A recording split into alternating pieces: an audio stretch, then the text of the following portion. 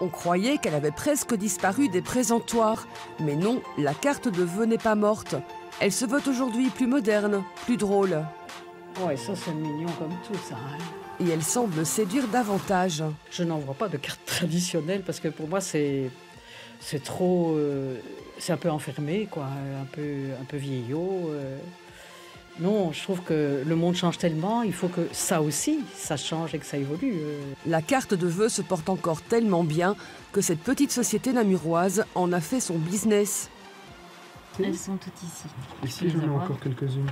À l'approche des fêtes, c'est le rush. C'est vraiment la grosse période, c'est vrai. Doucement, on en sort, mais ça a été une période vraiment conséquente en termes de travail et d'organisation.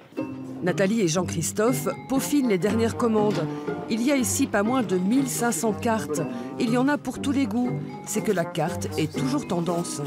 La carte de vœux a encore un avenir parce que c'est quelque chose de vraiment différent de ce que l'on voit tous les jours. Les messages que l'on se passe à l'heure actuelle, c'est par Facebook, c'est par Messenger, c'est par Twitter. Ce sont des messages très courts qui font pop une fois qu'ils sont passés. La personne ne garde aucune trace de ça. Si la carte a toujours la cote, le produit a évolué. Fini, ou presque, les références religieuses. Aujourd'hui, c'est vrai que la tendance des vœux de fin d'année est une tendance à dire des vœux qui sont beaucoup plus ouverts et qui ne s'inscrivent pas forcément dans une ligne religieuse. Cette société travaille uniquement avec des illustrateurs belges. Folle Isabelle est de ceux-là. Ce qui m'inspire vraiment, c'est la vie, l'être et la façon dont on aborde les choses. Et donc dans chaque carte, je n'essaye pas en fait. Je donne ce que j'ai envie de recevoir. Donc je m'envoie à moi-même une carte. Et je crois que j'ai vraiment envie qu'on m'apporte de la paix, qu'on m'apporte des gestes, qu'on m'apporte un peu d'argent. Autre chose que des factures. Et pour cet artiste, la carte de vœux a plus que jamais sa raison d'être.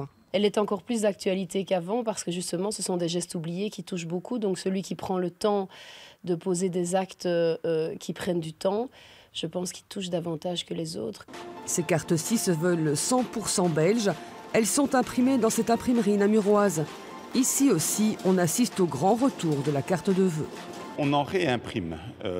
Après un passage un petit peu à vide où les gens ont fait le test des vœux par mail, ils en reviennent parce que ça inonde les boîtes mail et puis finalement ça a peu de valeur.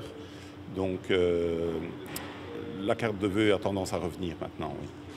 Et pour ces cartes 100% belges, il vous en coûtera 1,20 €, le prix de la tradition alliée à la modernité.